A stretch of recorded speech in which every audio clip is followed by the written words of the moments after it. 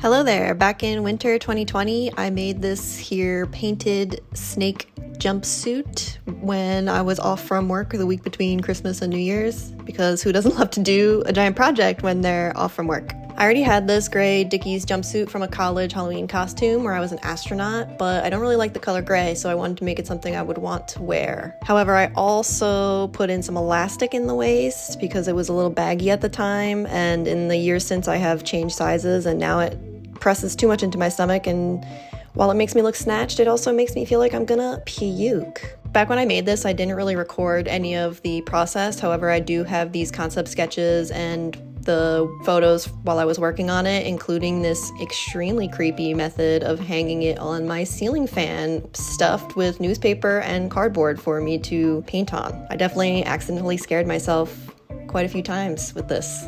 I feel like in these before shots you can kind of see how it's a little too tight, and also it's a pain in the butt to zip up. The jumpsuit already had elastic on the sides, however I added 2 more side elastic pieces and a back elastic piece to make it tighter, and I just hand sewed it in. It is kind of crazy. It took forever, I remember. My first step is to use a seam ripper to take out the 2 side elastic pieces. I'm gonna try and see how that feels first. For some reason, I thought that taking the elastic out of the sides would really change how the painting lined up on the outside, and I thought that I would have to repaint it a little bit to make it match again.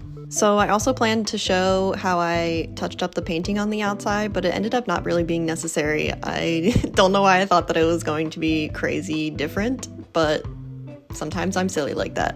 As you'll see here, it doesn't really change much. This is a little misaligned, but honestly it doesn't really bother me, so I'm just gonna leave it. Here it is after taking out the 2 side panels of elastic, and it's feeling good, so I'm gonna leave in the back panel of elastic for now.